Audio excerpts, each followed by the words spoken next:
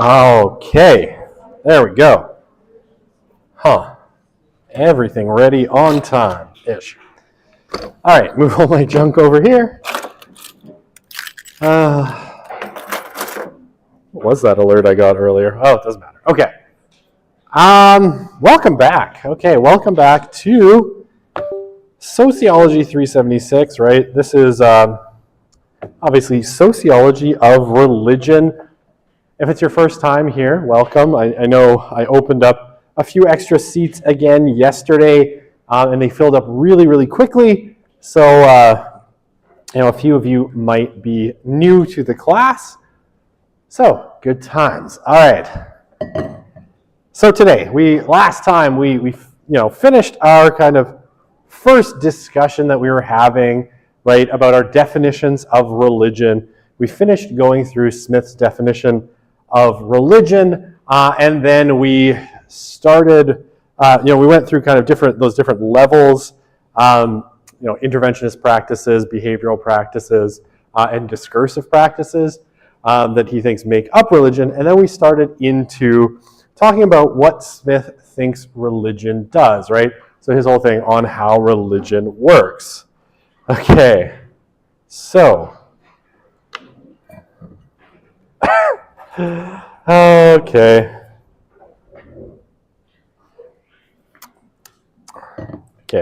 I cleared that one off because I still don't know what it meant.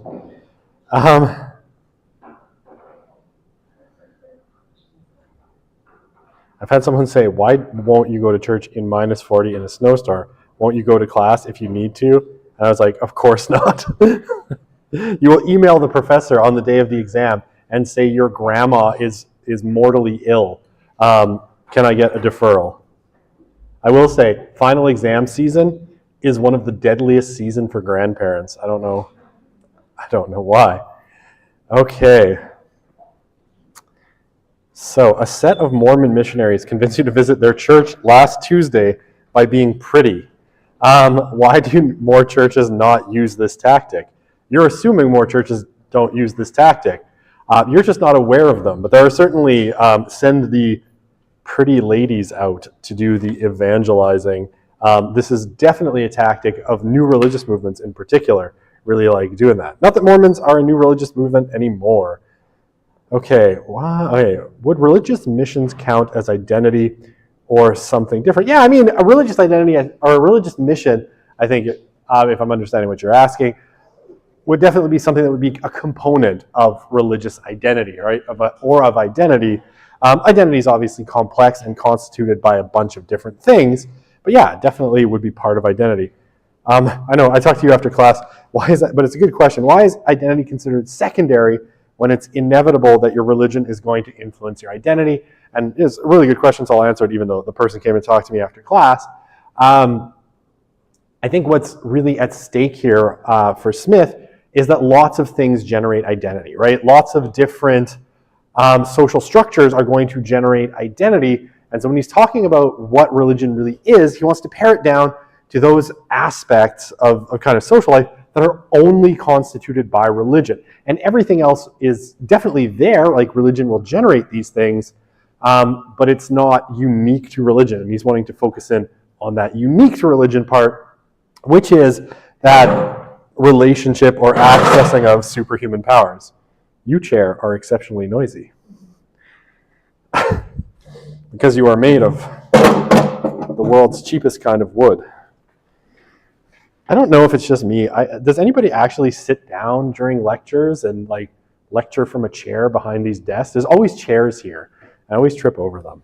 Okay, so hopefully that answers that. But yeah, like things like nationalism, things like your favorite hockey team, right? Like when the Oilers make the playoffs and they're going for a deep run, right? You see how much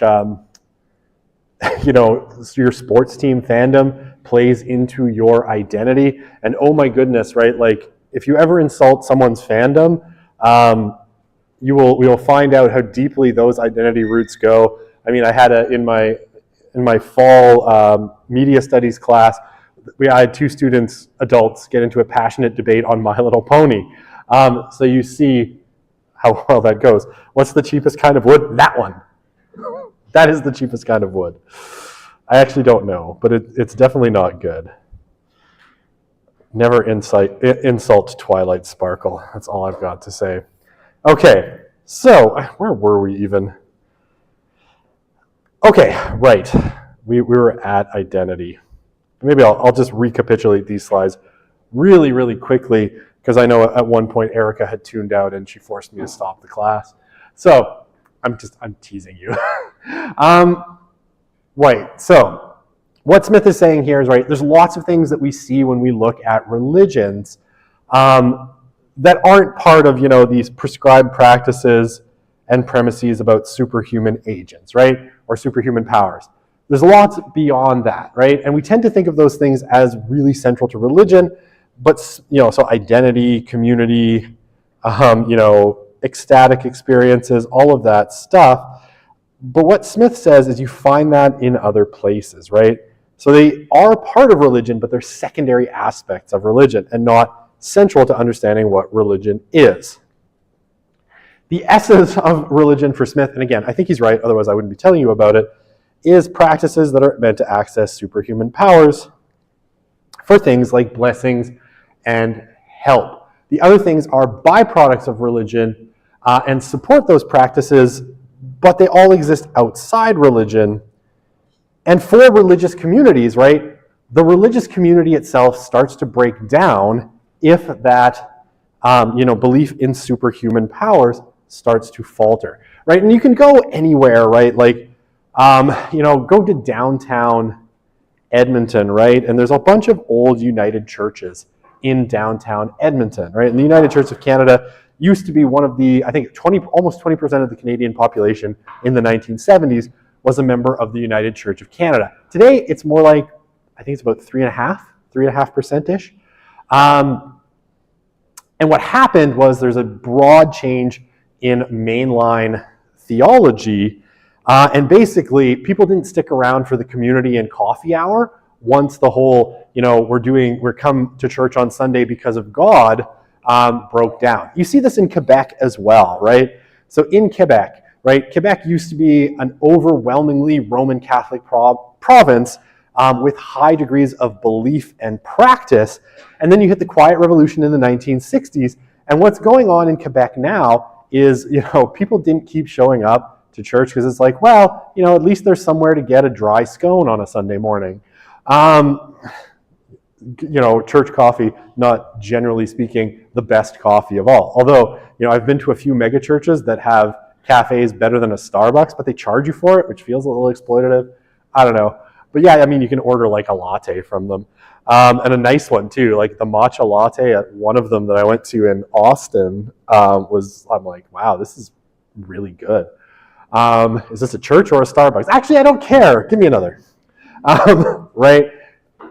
Mostly people don't stick around for the bad church coffee or even the community because they can find that elsewhere. Like in Quebec, now we have churches shutting down, like old churches, like towns in Quebec are basically scraping together money to keep these historic buildings functioning. Some of them are being converted into apartments, into nightclubs, and some of them even into mosques, right? As a larger proportion of Muslims come into Western society, and they still have that, pretty strong belief in superhuman agents. And they need a space, so they buy some of these old Catholic churches that after people stopped believing in Catholicism in Quebec, they stopped showing up. So most of them start to break down once that religious context is abandoned. Okay, so that doesn't mean that things like community, ecstatic experiences, identity aren't important to the people who participate in religion, right? If you asked people, right, if you went down to any church, mosque, synagogue, temple, gurdwara, right, whatever you happen to find in Edmonton or anywhere else, and you ask people, like, why does it matter to you that you're Jewish, right? They would probably talk about community and identity and all of those things. But for Smith, they aren't at the core of what religion is. Okay.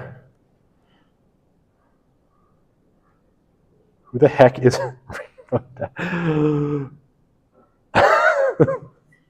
Uh-oh. The person I spoke of is in this class at this very moment. Is unironically terrible, and you're a bad person if you like her.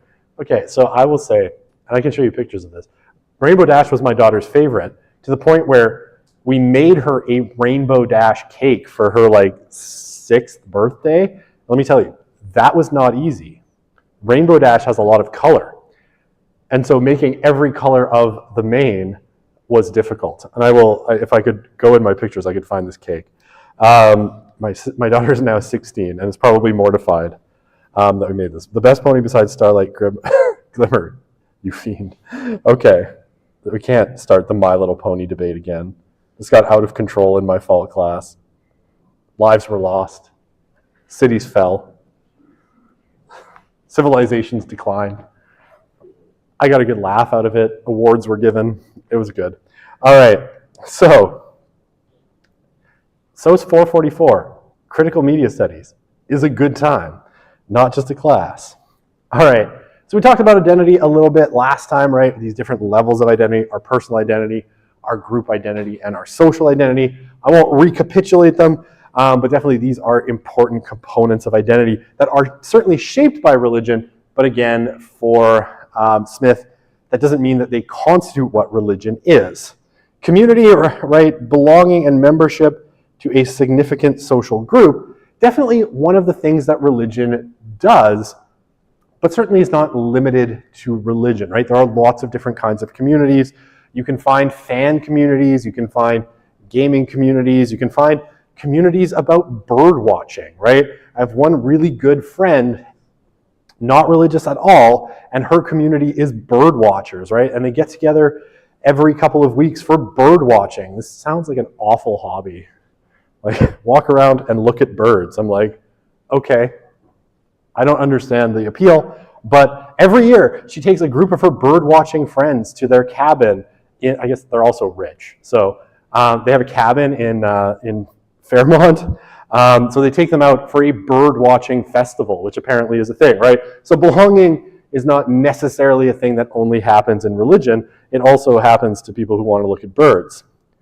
Okay, social solidarity, cohesion, integration that you get, right? So like a sense of shared purpose, a kind of group, belonging, identity, and working together towards common goals, definitely there in religion, right? Certainly religious groups do a lot of this, but it exists outside of religious groups as well, right? And you don't have to look very far to find it.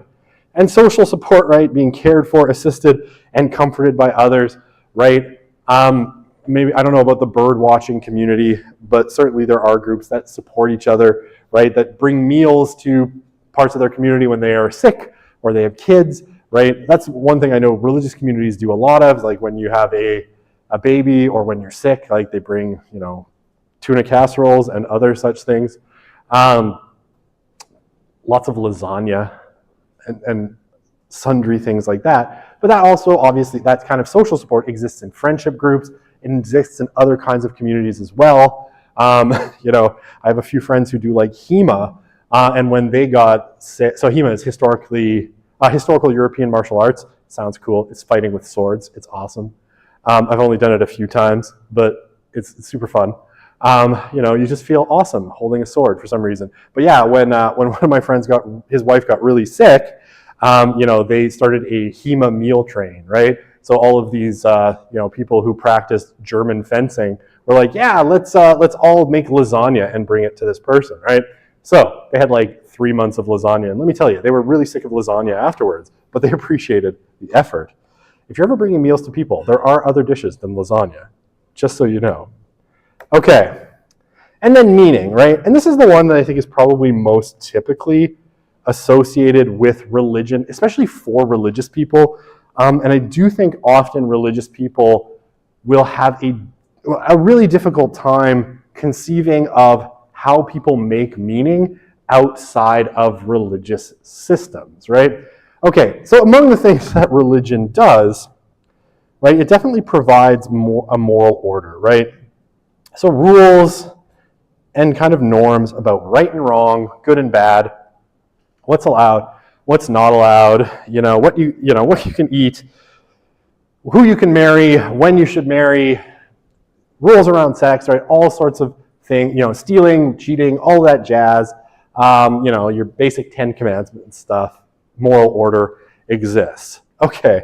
I think at the larger level, and here's the one I think that, well, actually on both of these, I would say a lot of religious people have a hard time figuring out how someone who's not religious figures this out. I talk about this in one of my other classes. But moral order, right? It's like, well, how can you be good without God, right? This is a question that often gets asked, by religious people to non-religious people. But this one, right? Cosmic light or life meaning. Why are we here, right? What's the meaning of life? What's your purpose? What's your relationship to ultimate reality, right? If you believe there is one. Religions are definitely good at creating these sorts of systems, but certainly other systems can generate this as well, right? It's not like, the friends that I have who are like staunch atheists somehow have no sense of like the meaning of life, right? They come up with what they think is the meaning of life. They create it, they cobble it together out of different things. I have some friends who are big into the Stoic philosophers, and they're like, okay, Stoic philosophy provides me with a meaning of life that I find fulfilling, right? Okay. One thing that I would say probably religion does somewhat more than non-religious systems is what's called theodicy, or an explanation of suffering, injustice, and death, right? This is the kind of, I guess in religious terms, the classic problem of if there is a good God who is omnipotent, omnipresent. There's another omni, I forget. There's 3 omnis: omnipotent, omnipresent. Oh, and omnibenevolent. That's the one. I knew there was a third omni. So omnipresent, right? Everywhere, all at once, all the time. Omnipotent, like all powerful, and omnibenevolent, they're good. Then why does bad stuff keep happening, right? And so religions will tend to have theodicies, right? Or explanations of why evil and suffering exist in the world. And there's a ton of these, right? One of my good friends teaches a class on science and religion, and he has a whole list of like 20 different theodicies as part of that class. And it's a really interesting course. CHRTC 350 at St. Joseph's College, Dennis Lamoureux, crazy guy. So he was a dentist in the army. Weird. And then he got out of the army, like had a crazy conversion experience, and then went on to earn a master's in theology, a PhD in theology, a master's in evolutionary biology, and a PhD in evolutionary biology. So he has 3 earned doctoral degrees and is probably the most overeducated person in the world. Great guy though, funny mustache. Definitely old school, like 70s mustache. But his class is really interesting, right? And in his class, he has a bunch of these theodicies, right? Explanations for suffering and evil ranging from like, okay, it's Adam and Eve in the garden, they let evil into the world. Or Pandora, everything was great until Pandora opened up Pandora's box and let all of the evils, disease, famine, all that jazz out into the world. That's why, it sucks to be human. All of these things. It's always women's fault, apparently. Who knows? The ancients apparently thought women brought evil into the world. There you go. Anyway, right, there's a lot of these, and there's really, really sophisticated ones and much more simplistic ones. I gave you 2 of the really simplistic ones, but certainly if you read like, religious philosophy, there's complex theodicies. Now this is something I think that, non-religious systems don't do as well, but certainly there are explanations for suffering, injustice, and death that are non-religious also. Okay, so those are constitutive elements, and some of our, they're features of religion, but again, they exist in non-religious systems. Okay, so another kind of secondary feature of religions, right, which again, you're going to find in other contexts as well, are things like artistic creations, right? The crafting of buildings, paintings, statues, attractive objects or performances, right? And I'll play you a clip in a second, and I'll explain it in a moment, where basically this is kind of illustrated, how religions generate these things. But certainly again, and Smith's kind of point, none of these things are unique to religion, right? Non-religious systems also create these things. Okay, other things, aesthetic expressions, right? Expressions of subjective feelings, ideas and desires through singing, dance, shouting, speaking, drama, facial expressions, etc. Certainly religions, this is a feature of a lot of religions, right? Like go to your average, evangelical church on a Sunday morning and you're going to get, contemporary Christian music, which is exactly what this is, right? Sort of this aesthetic demonstration of feeling through song. And, if you go to, my brain hit a road bump. What was I trying to say? If you went to, say, even like traditional African folk religious ceremonies, or even kind of Africanized Christian ceremonies, you would see things like African dancing and African drumming, right, which is all this kind of aesthetic experiences. And then our transcendent experiences, right, encounters or events of joy, awe, enlightenment, terror, rapture, ecstasy, divine union, right? So, this can be anything from, you're meditating and you have some kind of, transcendent experience. Some people will describe it as being like lifted out of your body and having like an out-of-body experience, or you feel your consciousness expanded, and all of these sorts of things, which again, religions do.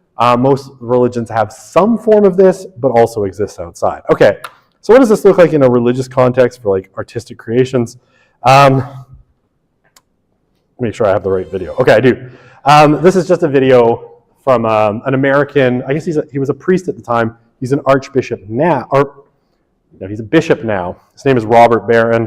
He's currently the bishop of Winona, Rochester in Minnesota. And he, earlier in his career, did a whole bunch of videos. This one is on the Notre Dame Cathedral in Paris.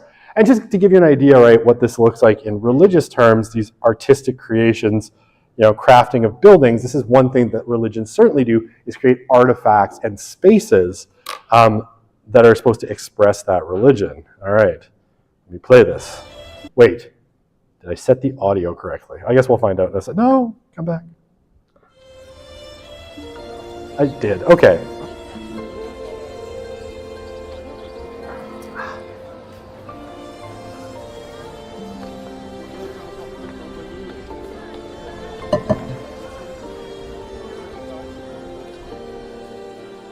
Let us consider first the beatific vision, one of the most beautiful symbols of which can be found in the great Cathedral of Notre Dame. St. Thomas Aquinas, who would have known this building when he was professor of theology in Paris, said that the human spirit is structured in such a way that it pushes beyond itself toward the good, the true, and the beautiful. The mind seeks the truth, and it finds it to some degree in this world, but it's never enough because the mind seeks absolute truth. The will seeks the good, and it finds it to some degree within this world, but it's never enough finally to satisfy the will. The soul seeks the beautiful, and to a limited degree, it finds it, it achieves it in this world, but it's ordered toward the beautiful itself. Okay, there's a kind of holy longing in us. There's an aching, a restlessness that pushes us beyond anything in this world toward a transcendent truth, a transcendent goodness, a transcendent beauty.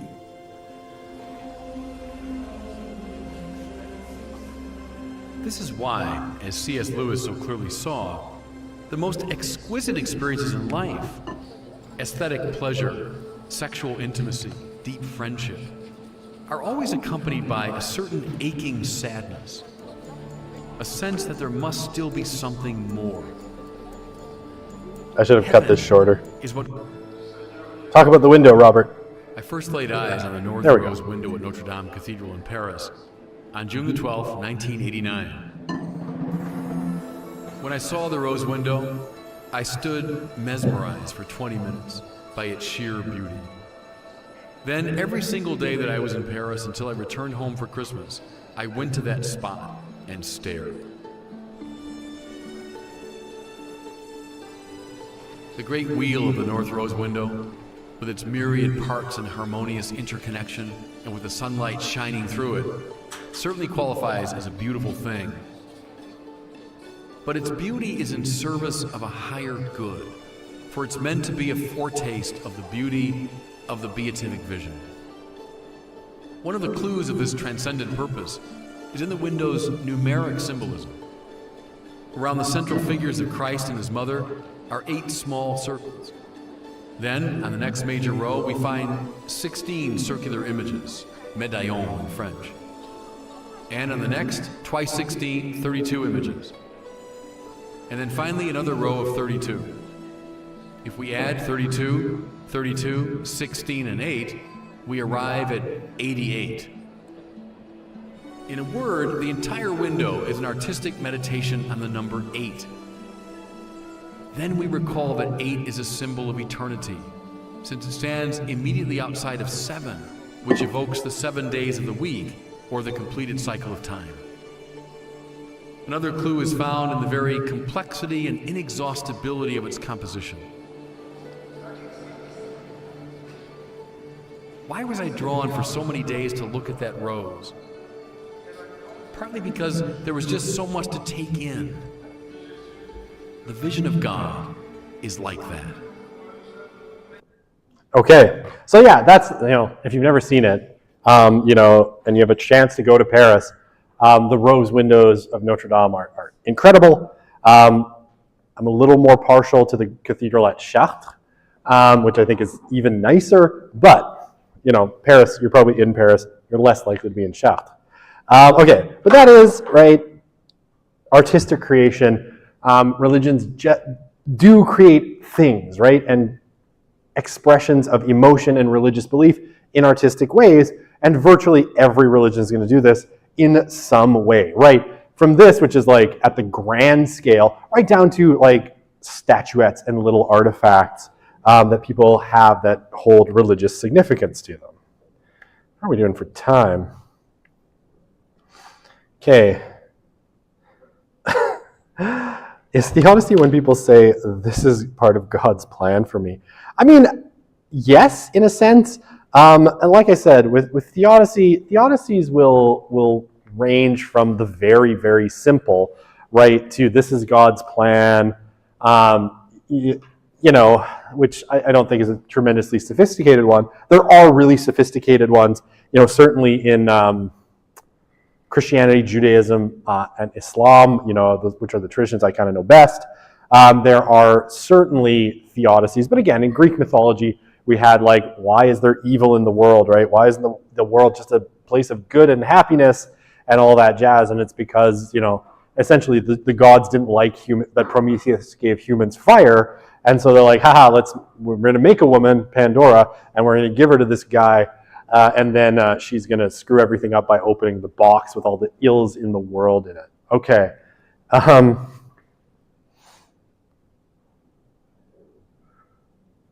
Okay. I've heard that charity is one of the best tools for proselytizing. It's always a word I have trouble saying. Given Sikhs run free kitchens out of Gurdwaras, how come there aren't more Western converts? I mean, that's an interesting question. I think, Sikhism is in some ways largely culturally bound, right? It is sort of ethnically connected in a way that makes it really difficult for outsiders to feel welcome and come in, right? That may change over time. Sikhism in say, the West is relatively new. It hasn't been here for a long time. And it may come to lose its sort of more ethnically bound components at some point. We will have to wait and see. Are historic religious buildings still used for practice or mass often, or by the public? I mean, certainly. So it depends on the place, right? Again, if you're looking at St. Peter's Basilica, right? Still the center of Roman Catholicism and used for mass every single day.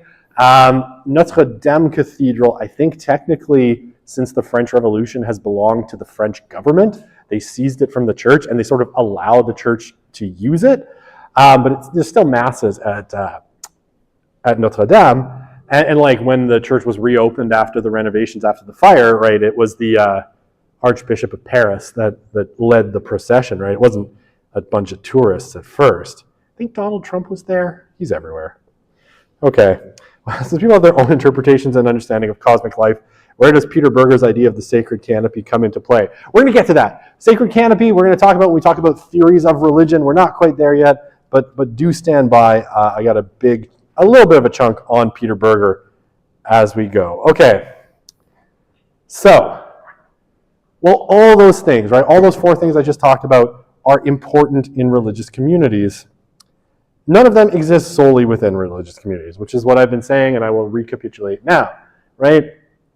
So you can't say that they are a key aspect of religion, and you're certainly going to find religions with varying levels of each of these things. Some of them, might be less important than others, right? Community is not especially important in, say, Shintoism, right? So it can't be constitutive of religions.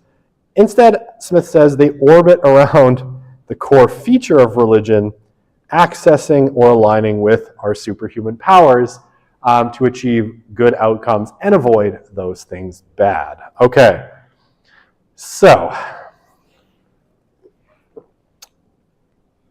now we get to this, what Smith will call the causal influences of religion, right? And so what will we say? Well, historically, right, and in the present, right, even up to today, I know living in the secularizing or largely secular West, we can sometimes forget this, but historically, right, most people and societies have been religious in some way. And even when I say we're secularizing, we talk about theories of secularization after the first midterm, what we'll see is that there are pretty prominent social theorists and theorists of religion who don't actually believe that we're secularizing in any meaningful way. But again, we'll talk about that later.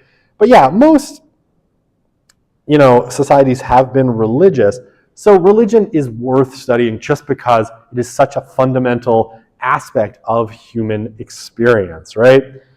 But it also has causal power, right? It makes things happen, right? Religions do stuff and they motivate certain behaviors. They can change behavioral patterns. They can cause social stability or social change given the right circumstances. So they're interesting in what they're able to do, right? How they're able to bring about changes, right? Okay, they're not in that way that different from other social institutions, right? Like other social institutions, government certainly also does things in society. So religion is not unique in the way that it has causal influences. But what Smith will say, and what's interesting about religion, is religion definitely, and I'm going to highlight, exerts causal influences by nearly all the same processes that other social practices, institutions, and types of culture do, but religion sometimes does it in peculiar ways. And we're going to kind of go through this. He has 10 causal mechanisms. Is it 10? Okay, I have to check how many, because I don't want to tell you the wrong number, because people will write it down and they'll be mad at me that I got it wrong. He has, I have ink in here from last time, 10. It's 10 causal mechanisms. Okay. Smith has 10 causal mechanisms that we want to talk about. Okay. This was where I was. Okay. So, here, and going back to this point, maybe I'll leave the highlighter on because the highlighter works. Religion is different from our other social institutions, not so much because of what it does, but why it does it, right? It's the why that makes religion unique. And I know I sound like a broken record, and I will keep saying it. It's that seeking access to superhuman powers that makes religion unique, right? It's not just another social institution. It has this unique quality of trying to access superhuman powers, right? Okay, so what does Smith say? Page 93 of his book, right? Under certain social circumstances, the unique character of human interest in religion and things superhuman can generate a level of intensity, depth, and persistence in people's motivations, commitments, and endurance not often seen in non-religious life, right? The reason, let's put it in very, simplistic terms.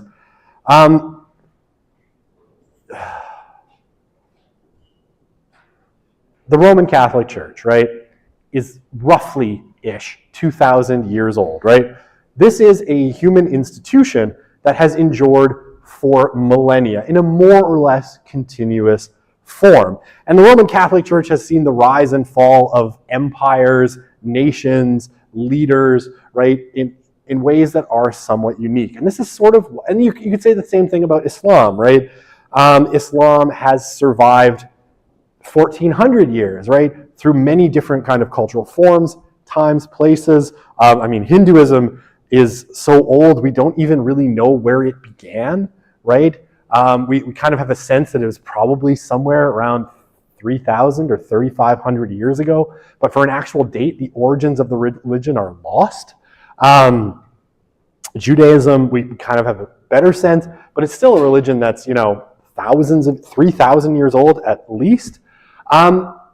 Religions have this kind of unique property that they are able to survive because, right, that, under the right social circumstances, they generate a level of intensity, depth, persistence in people's motivations, commitments that we don't always see in non-religious life. We can also see, if we look at, and we'll talk about this as we go forward into our causal mechanisms, even as a society gets less religious charities in places like Canada, the US, continue to provide a pretty large amount of social services and actual kind of monetary commitments to a bunch of social charities, and they do so in ways that are long-term and they last for a really long time, right? Things like the Salvation Army have been around for, I want to say a little over 100 years with the Salvation Army. This is a pretty long endurance for any social institution. Okay. And yeah, at a very big level, right? Maybe I should get a different color. We need a different color for this. Religious ideas will often help shape categories, assumptions, and dispositions of entire cultures and civilizations to a much greater extent than do non-religious beliefs, often in ways that we're not entirely aware of, right? Like we'll often sort of assume that a lot of our values and a lot of our beliefs, in the West or in the Muslim world or in India, right, in amongst Hindu communities, that these are just kind of natural things that everybody should share. But actually, a lot of our beliefs in kind of core kind of human institutions, beliefs about the nature of human beings, and all of these things hold really, really deep religious roots.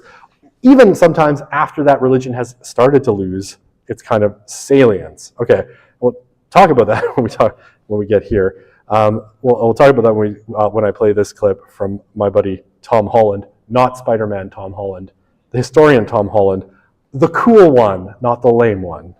I'm kidding, but he is super cool, and I like him a lot. Okay, so why is religion so different, right? What makes it so different from other kind of social institutions?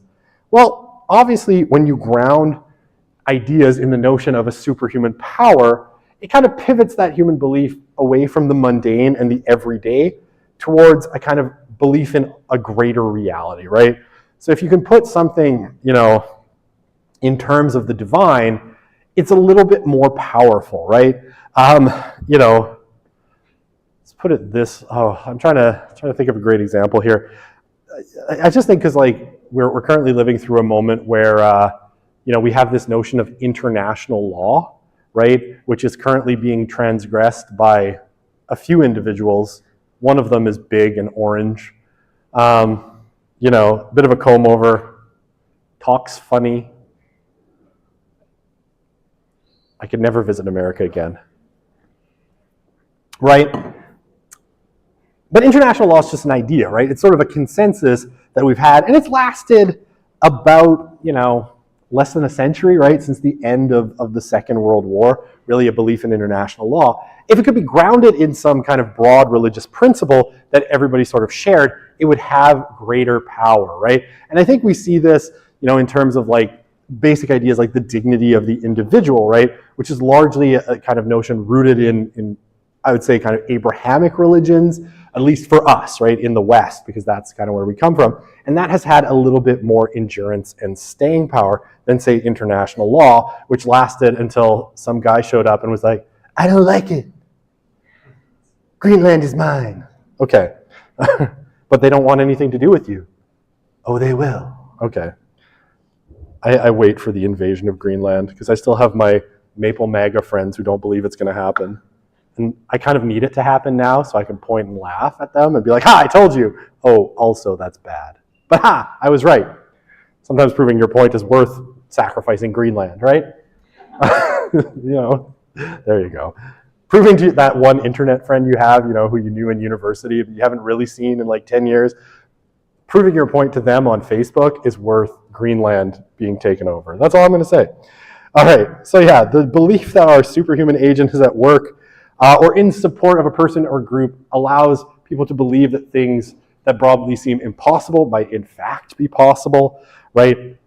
So, the notions of, the whole created order, even simple things like, every human being has equal worth, right? This is a notion that, say, for the Romans would have been completely nonsensical, but that, seems quite possible. Or even great feats, civilizational feats, can often be sort of helped by a belief in the supernatural. I mean, okay, what is it in Madrid, right? They're building that big, I think it's kind of ugly, but apparently they like it, Sagrada Familia Cathedral, right? They've been doing that for 200 years, right?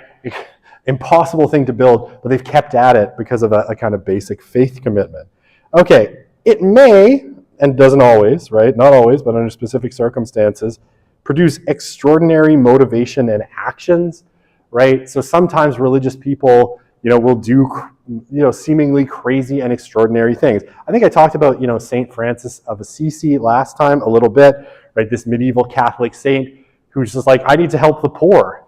And he gave up all his possessions, was disowned by his father, but then ended up working and founding a religious order to help the poor, and has set up a religious order that lasts to the present day. But holy wars would be an example of this as well. Extraordinary motivation and actions, not always good ones. The building of great buildings, great military campaigns, all, great acts of mercy, right? Some people would think that like Teresa of Calcutta or Mother Teresa, that's a kind of crazy way to live life in quite abject poverty, serving the poor. But, it can produce some kind of very, shall we say, over the top or quite extraordinary and sometimes extreme actions and motivations. Okay. The demands of the practice required to access, please, or align with superhuman powers can also produce, intense modes of action in people, right? I just talked about Mother Teresa, right? Giving up everything to basically work amongst the poor. And, she's a prominent example, but there's lots of other people who've done exactly the same thing for different religious groups, or traveled across, oceans to, teach their faith to other people, or done crazy things like go to an island where you don't, North Sentinel Island. There was this one missionary who, because of his belief that Jesus isn't coming back until all the people of the earth have been reached, and there's this one group on an island in the Indian Ocean called North Sentinel Island, and they've never been evangelized. He broke Indian law to go land on them with his Bible to try and teach them. The only problem is the North Sentinelese famously hate any outsiders and kill them on sight. It did not turn out well for him. He was killed on sight, and they chucked his body in the ocean, or they buried it on the beach, right, near the ocean, and they wouldn't even let people come to recover his body. They were just like, no, leave him there. So that is a pretty extreme thing, like going to uncontacted tribes with whom you have no relationship, don't speak the language, and have shown a history of shooting people who come near the island with pointy things to kill them. That's a pretty extreme, right, mode of action in people, right? And that is out of a belief that that's what God wants, right? Not recommended. Don't travel to North Sentinel Island. They will kill you. Or if you did contact them, you carry a bunch of communicable diseases that would kill them. So better off just leaving them alone. All right, and then it may shield people psychologically against negative consequences of action by promising something greater, right? So it allows people also to expiate guilt, find forgiveness for things that otherwise might be difficult to find forgiveness for, right? Forgiveness for sins or crimes, a protection against, the negative consequences in the here and now by the promise that, if you repent of your sins, or, follow the path, whatever it happens to be, you'll get some kind of reward in the afterlife, or even in the here and now, right? Okay. Oh my gosh, I have no question slides. This is similar to how religious belief is used by some on the Christian right to justify the genocide in Gaza through interpretation of Revelation. Yeah, there is definitely a school of evangelical thought, which weirdly you found in Ted Cruz, which is it is our duty as American Christians to support the nation of Israel because of some out of context verse from the Old Testament. Things like, who blesses you, I will bless. So if you do nice things to Israel, good things will happen to you. It's a weird kind of belief. Does it make it easier for churches to excuse bad behavior? I mean, it can, for certain, right? But sometimes it's what will end up happening is bad behavior happens, and then because you think the mission of the church is the will of God, you're okay, well, we're just going to cover this one up, not because we think it's good, but because it would undermine the rest of the good things we do. I think that's more typically the motivation that I've seen. Although, to be fair, I saw the same motivation in the Boy Scouts. So, it's well, we wouldn't want the fact that leader Joe was, molesting that boy to derail all the good work we're doing, so we're just going to get rid of him and not tell anyone. Didn't work out well for the Boy Scouts either. Okay, so there's all sorts of reasons. That's not religion only. Okay, so this is where I am, right? I keep jumping forward to find question slides, meaning I need to put more in. All right, so religion has a broad reach, and I don't think that should surprise anybody, right? Yeah, so often the causal influence of religion has a long cultural and historic reach, even outside the explicitly religious sphere. And we're going to talk about this on the next slide, right? This is what Tom Holland, not Spider-Man, the cool one, is going to tell you about the way that something like religious teaching in Christianity has affected all sorts of legal concepts that we have in the West. And yeah, lots of secular ideals, institutions, and movements have religious origins. And yeah, I mean, the ideas can be so powerfully felt that they can migrate to other movements as well, both religious and non-religious ones, right? So ideas and movements that are post-religious and quasi-religious can still have residual religious characteristics. And lots of people argue that Marxism, right? So, I mean, we know this, we already talked about it a little bit earlier, but Marxism is an explicitly anti-religious philosophy, right? Marx didn't believe in God and didn't like religion very much. We'll talk about it more as we go forward. But some people have suggested that Marxism essentially exists as sort of Christian heretical movement, most specifically that Marxism sort of, how to put this, what's the right term? It shares a sort of Christian eschatology, right? Or an idea of what the end times looks like. So it shares this sort of idea that, we're going to move forward, in history towards eventual kind of paradise or utopia, right? And in this case, it's going to be where, from each according to ability to each according to need, that's going to be the paradise. And it's like, if you want to, what is it, Engels? It's like, a man will work for 2 hours in the morning, fish for 2 hours in the afternoon, and then, play Fortnite for 4 hours. No, I don't think Engels talked about Fortnite. That's just me. I think any notion that people would, do productive and creative things with their time like Engels thought should be dispelled by what people actually did during COVID, which was played video games and watch pornography. So, that's my argument against Frederick Engels. But yeah, Marxism, right, it has this kind of, at the end of history, we're going to reach paradise, right? And the end of history in Marxism is communism, right? After communism, there should be no other need for any other economic system, which is kind of like, that Christian vision that you find in Revelation, which is like, okay, what's going to happen is God's going to come back and judge the living and the dead, and then it's going to be paradise, right? We get a new Jerusalem, and everybody will live in harmony with God and all that jazz, right? Which is not, in a sense, too far from the Marxist vision, just that the Marxist vision is materialist and doesn't have God in it.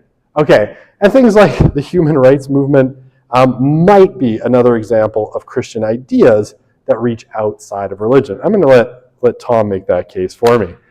Okay, so this is from a couple of years ago. Now, when Tom's book Dominion was coming out, I can't remember, I want to say it's 2018 or 2019. I can't remember the exact year the book came out. It's a really interesting book. If you're looking for a fun read, Dominion, very interesting book.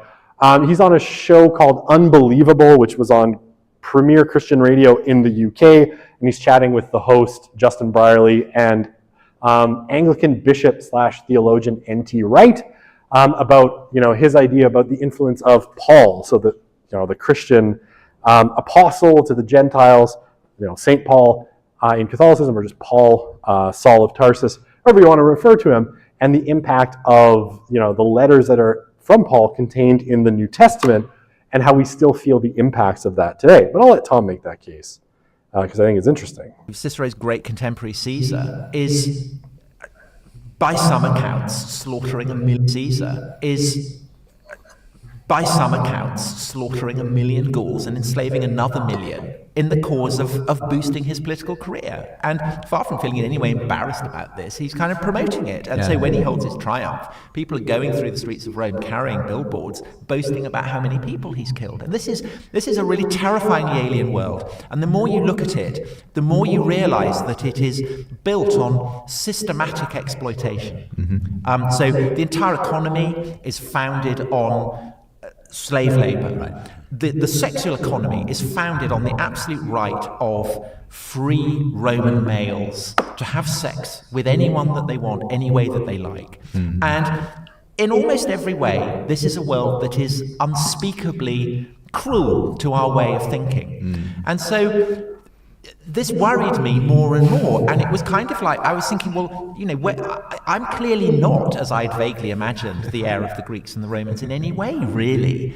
And so where am I coming from? And it was like a kind of itch, you know, you get on your back and you can't find it.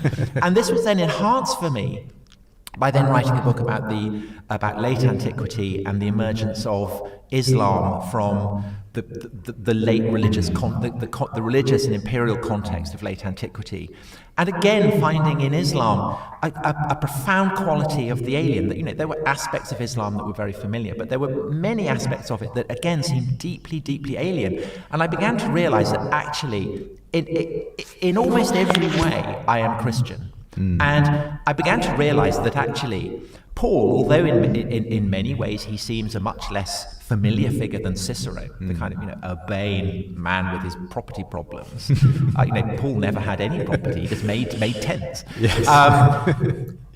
That in almost every, you know, what is it? Seven. That is the 7 letters that are conventionally people absolutely accept. Yeah. That, you know, and as Tom Wright was saying, you know, this is not a very lengthy amount of writing, but compacted into this very, very small amount of writing was almost everything that explains the modern world. Well, the Western world, as we take for granted. Yes, but also the way that the West has then moved on to shape, you know, concepts like international law, for instance. So the fact, you know, concepts of human rights, all these kind of things, ultimately, they don't go back to Greek philosophers. They don't go back to Roman imperialism. They go back to Paul. Some of the humanists and atheists, his letters, I think, are, along with the 4 Gospels, the most influential, the most impactful, the most revolutionary writings that have emerged from the ancient world. When you penned that article, I think it was for the New Statesman, where you said what I got wrong, and you sort of came out, as it were, and said, as far as my values and, you know, background are concerned, I am a Christian. Yeah.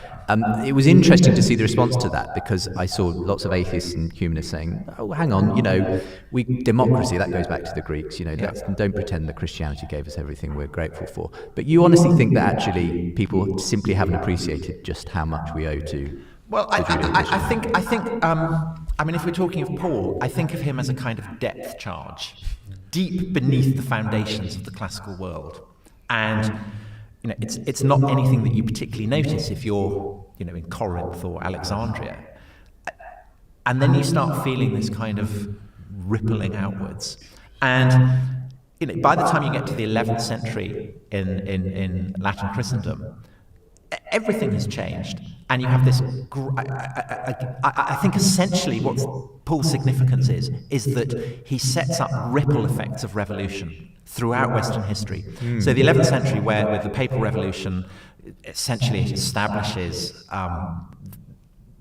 this idea that society has to be reborn, reconfigured, that vested interests have to be torn down. And then the Reformation, what we call the Reformation, is a further ripple effect of that, and the Enlightenment is a further ripple effect of that. And you know, it spilled out so much that now in the 21st century we don't even realize where these ripple effects are coming from. We just take them for granted.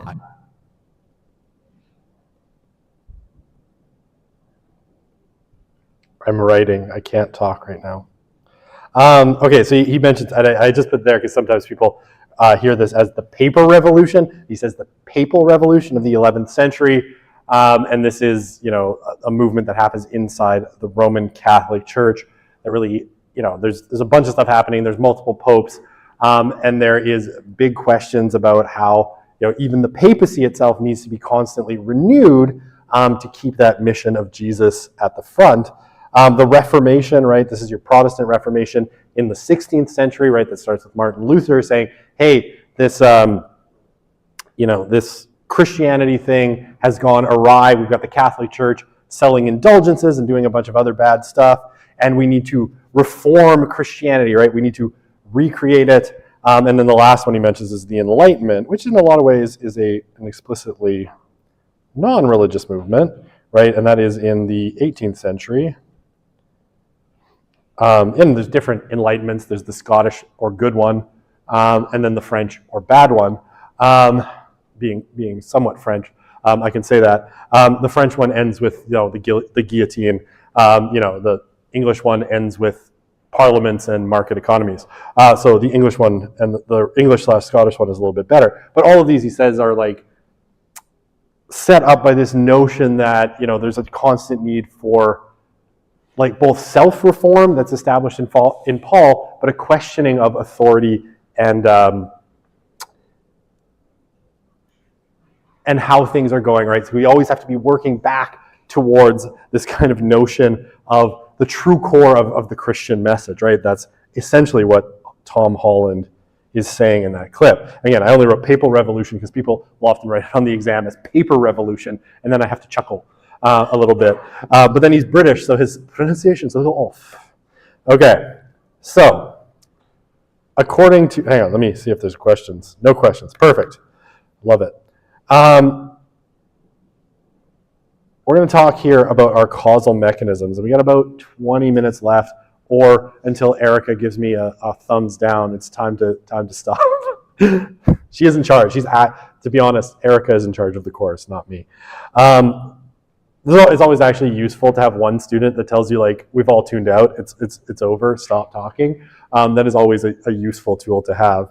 All right, so what Smith will say here, right? We're going to talk about religion's multiple mechanisms of causal influence, right? So he says to really understand the role that religion is going to play in societies, we need to look at the many ways, and there's, we've got 10 here that we're going to talk about, that it spreads its influence over time, right?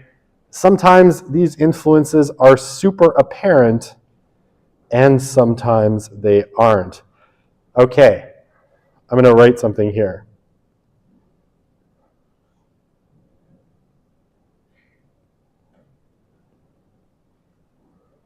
Lest I ever be accused of not being fair.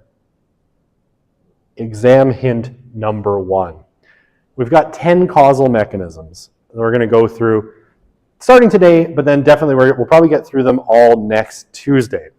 When it comes to midterm exam number 1, one of the things that you will certainly get one of these questions, and it's a shuffle. So you don't know which causal mechanism you're going to get, is a question, and you're going to have to define that causal mechanism, and then just to be super duper rigorous. I was going to say mean, but I actually want to say, like, to really get your critical thinking skills going, instead of saying mean, I'm going to say rigorous. I'm going to give you examples in the class, but the questions are going to ask you, and I tell you this well in advance so you can start thinking about it and preparing it. I'm going to ask you to give me an example of this causal mechanism not from the course. And should you believe, by the way, that your Lord and Savior, ChatGPT, can help you, it's really, really bad at most of these questions, right? So it's not good. I have to check it against some of the other models, but most of these models don't really know what Smith says in his book. So they have something of a challenge with this question. So I would say don't rely on that. But as you're going through and we're talking about these causal mechanisms, you should be thinking about what is an example that I didn't talk about that you can think of this particular causal mechanism. So you have been warned. You can't be mad at me later. I mean, you can be. I guess I can't stop you, but you shouldn't be. That's what I'm going to say.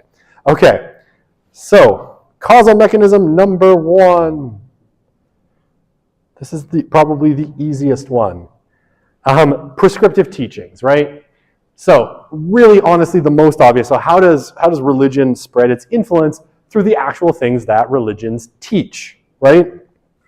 So The explicit teachings of religion have influence on their followers, right? The reason that your classmate was thirst trapped into going to a Mormon church, I'm kidding, they admit, right? They sent the cute missionaries out, to seduce him, or him, I'm assuming it's a him. Could be a her, right? Maybe him or her. They sent the cute missionaries out. Basically, it's part of the basic teachings of Mormonism, right?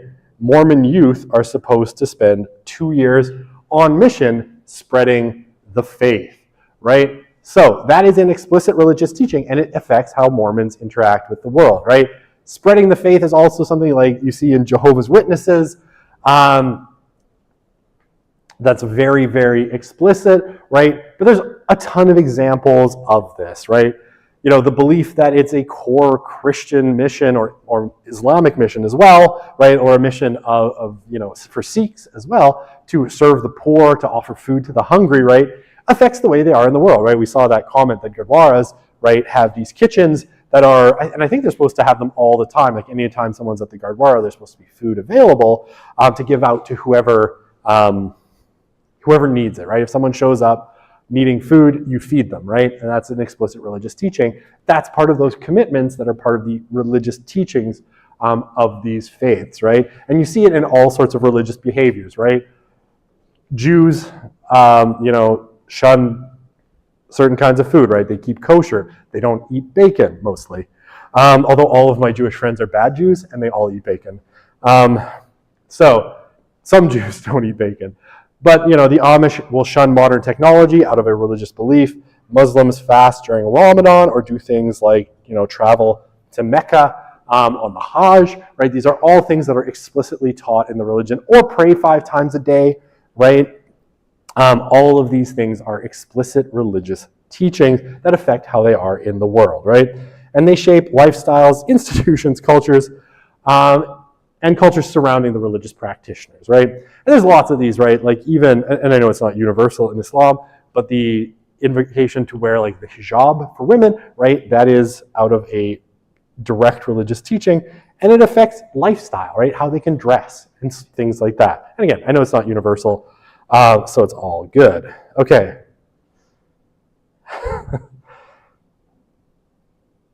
Oh, absolutely. You can. You must, but you must prepare.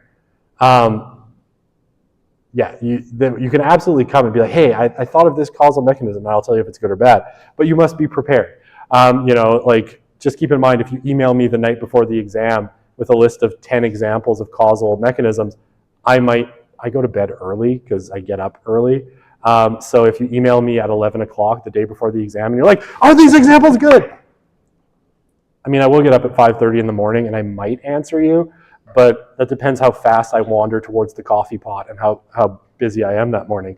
So well in advance, I'm happy to answer that question. You can absolutely, come and ask me. So, hint given, but support given also.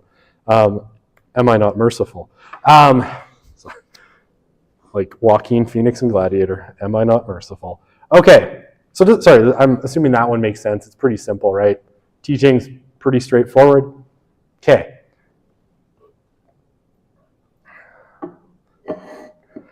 If I said a mechanism in class but it's not on the slide, can you use it if we thought of that example too? No, because I have no way of knowing if that's true. You cannot make the claim that I also thought of that mechanism. You must now think of another mechanism. So I will try to restrict my examples as much as possible so as not to burn all of them. I must remember to do that. Sometimes I get too excited and I think of like 20. So now you must think of different mechanisms. I'm sorry. Or rely on my faulty memory, and I'm like, did I say that in class? Wait, there's tape. I can go back and listen to the tape. So we're good. And the tape is not a tape, it's a digital recording. Okay, so causal mechanism number 2, social influence of network ties. This one's a little bit cloudier, right? A little bit harder sometimes to get your head around. But sometimes just being part of a religious community can cause people to adopt certain behaviors even if they're not explicitly taught by that religious group. All right, so, sorry, her face every year, this lady's face just gets me. Like, she is really, really excited to be that close to Donald Trump. And this is prior to AI. This is not AI generated because I downloaded this years ago. But man, is she stoked to be right by President Trump. But she is not the point of this picture. The point of this is this sign. That is why I have it here. But her face, every time I look at her, it makes me laugh. Thank you, Lord Jesus, for President Trump. Okay. Not sure you're praying to the right person, but fine. So American evangelicals, right, tend to, and the statistics are not even particularly ambiguous on this, support the Republican Party, even though, maybe much to their chagrin, it doesn't actually say in the Bible that thou shalt vote Republican until the end of time. That's not the 11th commandment, as far as I know, unless new evidence has emerged. But there's also a lot of other things, right? So things like people who are part of really conservative religious communities are much more likely to be interested in things like homeschooling, right? Largely driven out of like political beliefs that are sort of attached to religion. But homeschooling is really common amongst really conservative Catholics. It doesn't want me to write anymore. And evangelicals, right? But again, there's not even a particularly religious-y justification for this. It's not like there's anything that says, in the Bible that the primary responsibility of educating your children has to fall to parents, that somehow public education is deficient. Just being part of these communities where other people have tended to do these things, where homeschooling is more popular, leads more people to homeschool, right? Just because. And sometimes it can be a little bit weird, right? A friend of my wife's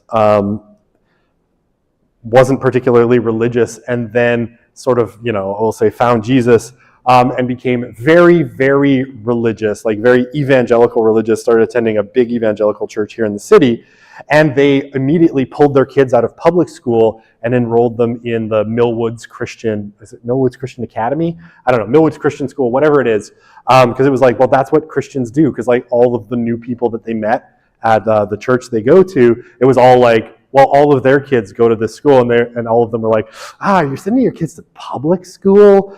Not a great idea if you want their faith to be safeguarded. Whatever, I don't care. But it was this other thing, right? Like sending them specifically to a Christian school is, again, not explicitly taught by the Bible or even by that church, right? They don't have an explicit thing like, to attend here, your children must go to this particular school, because, that would be bad. But it's just something that a lot of people in that community do if they can afford it. Okay, sorry, does that make sense? I have out of question slides, and here you can see I've left the thing from last time. Your uncle used to be a light switch goy for a Jewish family. Okay, I'm sorry, it took me a second to figure out what that was. Now I know, for a Jewish family. Would the fact they needed a goy to flip the light switch be an example of mechanism number one? Sure. Light switch goy. Like I said, it took me a second, right? Because they can't do, like really Orthodox Jews can't do any work on the Sabbath, which includes turning on, light switches. So like they can't drive a car because that's even starting the car is technically work. So you have to walk to synagogue, which is why Orthodox Jewish communities tend to be in small geographic areas. So a light switch goy is you pay a Gentile or a non-Jew to turn the lights on and off for you, which is kind of funny. I remember hearing about that, but it took me a second to figure that out. Yes, you can use that, but now you've given it to everyone. So, good job. Do all members of the group have to, so only the first 10 people that provide that answer will receive grades. The following 10 will not. No, okay, and keep in mind, there's 10 causal mechanisms, and it's it's one question, it's a shuffle. So, you're in danger. Like Ralph Wiggum on the bus. I'm in danger. Causal mechanism number 2. Do all members of the group have to do that thing? No. It just has to be, right, so I'll go back. No, where's my crazy lady? There she is. It doesn't have to be everybody in the group, but basically it's just, being part of this community will tend to push, particular behaviors, and more people in that community will adopt them than people outside of it, right? So it'll be more popular within that community, but it doesn't have to be 100%, right? Not by a long shot. I was going to give you another example, but I want to burn all the examples, so, okay, I see. We're going to do one more, Erica. I am ignoring your thumbs down. We're going to do one more, because 7 minutes is a bit of a long one, but maybe if we do 5, we can leave 5 minutes early. This one's actually pretty easy, and after this, anyway, I have to clear, oh no, I have 2 more slides before I have to clear the ink. Okay, contextual effects. This one's actually pretty easy to explain, right? So, the larger social context may exert causal influence on people living within it, often independent of the religious characteristics of the people themselves, right? Okay, so what does that mean? They operate on persons, though the religious features of through the religious features of collectives rather than directly through networks of individuals. Okay, what does that mean? Really simply, the context that you live in will affect your level of religious belief, right? So, if you are someone, right, so moving to the American South, and this is proven, has a causal effect of significant, where, that's this part, right, what's called the Bible Belt, right? I drew it in red, and now you can't see it. Must use green. Right, the Bible Belt, right? That's this part of the southern United States. I don't know why the southern tip of Texas is excluded, or the southern tip of Florida. I don't know. But if you move there, right, regardless of your inherent kind of level of religiosity or the religion that you practice, you're likely to become a little bit more religious because the surrounding context is more religious, right? So if you move to the US South, right, and you're Muslim, you're likely to or Jewish, even though, the religious South is evangelical Christian largely, you're likely to deepen your religious commitment to whatever faith you happen to believe in, right? So you're not likely to, say, convert to evangelicalism from Islam, but you will become a little bit more Muslim, right? A little bit more, your religiosity will increase to kind of match the surroundings. Now, the converse is also true, right? Like if you, were here, I'm going to say Lubbock, Texas is probably right around there, right? And you got a job all the way up here, right, in New England, or, you went off to Cascadia, that godless zone, or off to Cascadia. Cascadia is over here, right? You moved to Portland, Oregon, which is far less religious than the Bible Belt. The chances are your religiosity is going to decline in some measure, right? There's less observance, fewer people around you are observant, and so you would decline in your own religious observance as well in kind of match of that social context, right?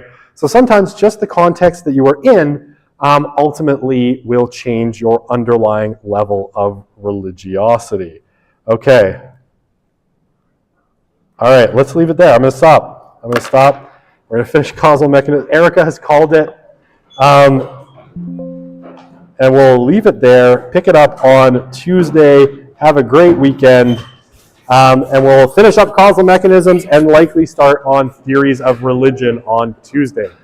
I didn't put it on the thing so somebody didn't take it. What's that, sorry? I said I have a question, but I didn't want to put it on the thing so somebody doesn't take it. Could we use for the mechanism here, could we use the same type of format, like if somebody moved to, like, say, a place in Europe?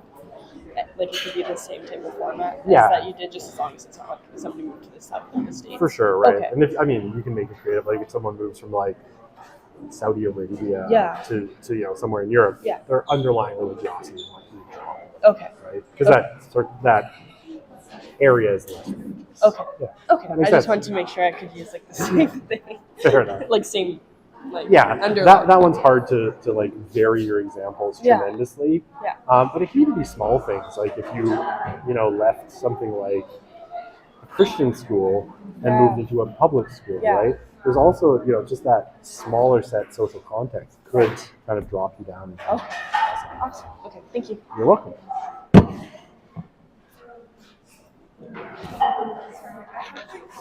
Unrelated questions. Are they unrelated to the class, or they're unrelated to each other? Each other. two unrelated things. Okay, cool. First one. Sorry, that sentence could have gone either way. Yeah. First one is.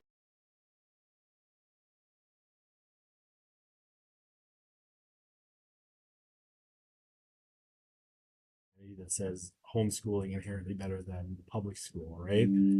But a lot of times people who are in these very conservative communities will adopt that behavior anyway, mostly because the people around them are doing the same things, right? So just being part of that group, you'll tend to imitate the features of that group or the behaviors that are happening.